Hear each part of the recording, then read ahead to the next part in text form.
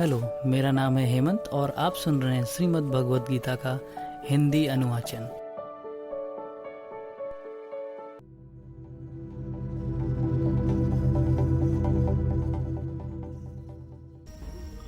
अथ त्रयोदशो अध्याय। श्री भगवान बोले, हे अर्जुन, यह शरीर क्षेत्र इस नाम से कहा जाता है और इसको जो जानता है उसको क्षेत्रज्ञ नाम से, उनके तत्व को जानने वाले को ज्ञानी जन कहते हैं।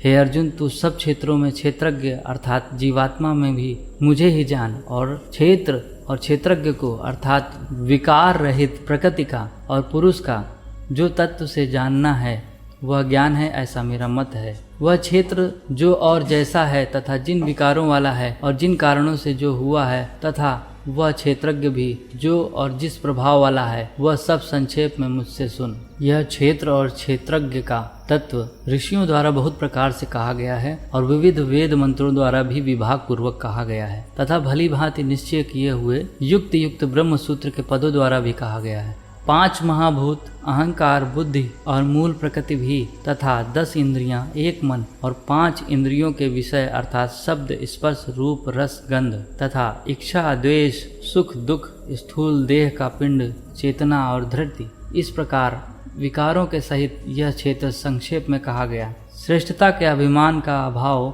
दंभाचरण का अभाव, किसी भी प्राणी को किसी भी प्रकार न सताना, क्षमा भाव, मन वाणी आदि की सरलता, श्रद्धा भक्ति सहित गुरु की सेवा, बाहर भीतर की शुद्धि, अंतःकरण की स्थिरता और मन इंद्रियों सहित शरीर का निग्रह, इस लोक और परलोक में संपूर्ण भोगों में आसक्ति का अभाव, अहंकार का अभाव, जन्म, मृत्यु, जरा, रोग आदि में दुख और दोषों का बार बार विचार करना, पुरुष, स्त्री, घर और धन आदि में आसक्ति का अभाव, ममता का न होना तथा प्रिय और अप्रिय की प्राप्ति में सदा ही चित्त का सम रहना, मुझ परमेश्वर में अनन्य योग के द्वारा अव्यभिचारिणी भक्ति तथा एकांत और शुद्ध देश में रहने का स्वभाव और विषयासक्त मनुष्यों के समुदाय में प्रेम का न होना, अध्यात्म ज्ञान में नित्य स्थिति और तत्व ज्ञान के अर्थ रूप परमात्मा को ही देखना, यह सब ज्ञान है और जो इसके विपरीत है वह अज्ञान है, ऐसा कहा गया है। जो जानने योग्य है तथा जिसको जानकर मनुष्य परमानंद को प्राप्त होता है उसको भली भांति कहूँगा। वह अनादि वाला ब्रह्म न सत्य ही कहा जाता है और न ही असत। वह सब ओर हाथ पैर वाला, सब ओर नेत्र, सिर और मुख वाला तथा सब ओर कान वाला है, क्योंकि वह संसार में सबको व्याप्त करके स्थित है।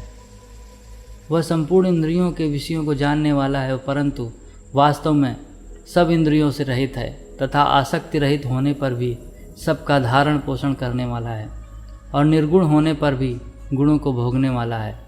वह चराचर सब भूतों के बाहर भीतर परिपूर्ण है, चराचर भी वही है और वह सूक्ष्म से अविज्ञेय है तथा अति समीप में और दूर में भी स्थित वही है। वह परमात्मा विभाग रहित एक रूप से आकाश के सदृश परिपूर्ण होने पर भी चराचर संपूर्ण भूतों में विभक्त सा स्थित प्रतीत होता है तथा वह जानने योग्य परमात्मा विष्णु रूप से भूतों को धारण पोषण करने वाला तथा रुद्र रूप से संहार करने वाला, ब्रह्मा रूप से उत्पन्न करने वाला भी है।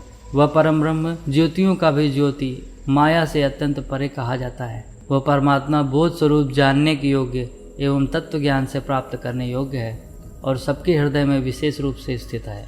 इस प्रकार क्षेत्र, ज्ञान और जानने योग्य परमात्मा का स्वरूप संक्षेप से कहा गया है। मेरा भक्त इसको तत्व से जानकर मेरे स्वरूप को प्राप्त होता है। प्रकृति और पुरुष, इन दोनों को ही तू अनादि जानकर राग द्वेष आदि विकारों को तथा त्रिगुणात्मक संपूर्ण पदार्थों को भी प्रकृति से ही उत्पन्न जान। कार्य और करण को उत्पन्न करने में हेतु प्रकृति कही जाती है और जीवात्मा सुख दुखों के भोक्तापन में अर्थात भोगने में हेतु कहा जाता है। प्रकृति में स्थित ही पुरुष प्रकृति से उत्पन्न त्रिगुणात्मक पदार्थों को भोगता है और इन गुणों का संग ही इस जीवात्मा के अच्छी बुरी योनियों में जन्म लेने का कारण है। इस देह में स्थित यह आत्मा वास्तव में परमात्मा ही है। वह साक्षी होने से उपद्रष्टा तथा यथार्थ सम्मति होने से हनुमंता, सबका धारण पोषण करने वाला होने से भर्ता, जीव रूप से भोक्ता, ब्रह्मा आदि का भी स्वामी होने से महेश्वर और शुद्ध सच्चिदानंद घन होने से परमात्मा, ऐसा कहा गया है। इस प्रकार मनुष्य को गुणों के सहित प्रकृति को जो मनुष्य तत्व से जानता है वह सब प्रकार से कर्तव्य कर्म करता हुआ भी फिर भी नहीं जन्मता। उस परमात्मा के कितने ही मनुष्य तो शुद्ध हुई सूक्ष्म बुद्धि से ध्यान के द्वारा हृदय में देखते हैं, अन्य कितने ही ज्ञान योग के द्वारा, दूसरे कितने ही कर्म योग के द्वारा देखते हैं अर्थात प्राप्त करते हैं। परंतु इनसे दूसरे अर्थात जो मंद बुद्धि वाले पुरुष हैं, वे इस प्रकार न जानते हुए दूसरों से अर्थात तत्व के जानने वाले पुरुषों से सुनकर ही तदनुसार उपासना करते हैं, और वे श्रवण परायण पुरुष भी मृत्यु रूप संसार सागर को निसंदेह तर जाते हैं। हे अर्जुन, यावन मात्र जितने भी स्थावर जंगम प्राणी उत्पन्न होते हैं, उन सबको तू क्षेत्र और क्षेत्रज्ञ के संयोग से ही उत्पन्न जान। जो पुरुष नष्ट होते हुए सब चराचर भूतों में परमेश्वर को नाश रहित और समभाव से स्थित देखता है, वही यथार्थ देखता है। क्योंकि जो पुरुष सब में समभाव से स्थित परमेश्वर को समान देखता हुआ अपने द्वारा अपने को नष्ट नहीं करता, इससे वह परम गति को प्राप्त होता है। जो पुरुष संपूर्ण कर्मों को सब प्रकार से प्रकृति के द्वारा ही किए जाते हुए देखता है और आत्मा को अकर्ता देखता है, वही यथार्थ देखता है। जिस क्षण यह पुरुष भूतों के पृथक पृथक भाव को एक परमात्मा में ही स्थित तथा उस परमात्मा से ही संपूर्ण भूतों को विस्तार देखता है, उसी क्षण वह सच्चिदानंद घन ब्रह्म को प्राप्त हो जाता है। हे अर्जुन, अनादि होने से और निर्गुण होने से यह अविनाशी परमात्मा शरीर में स्थित होने पर भी वास्तव में न तो कुछ करता है, न ही लिप्त ही होता है। जिस प्रकार सर्वत्र व्याप्त आकाश सूक्ष्म होने के कारण लिप्त नहीं होता, वैसे ही देह में सर्वत्र स्थित आत्मा निर्गुण होने के कारण देह के गुणों से लिप्त नहीं होता।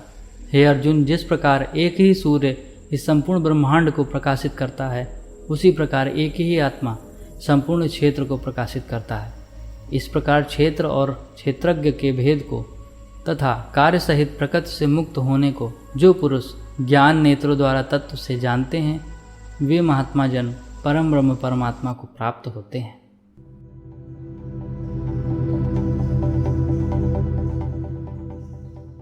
तो यहाँ पर यह अध्याय समाप्त होता है। मिलते हैं अगले अध्याय में। अगर आपको यह ऑडियो अच्छा लगा हो तो शेयर करें, चैनल को फॉलो कीजिए और लाइक कीजिए, कमेंट कीजिए। तब तक के लिए धन्यवाद।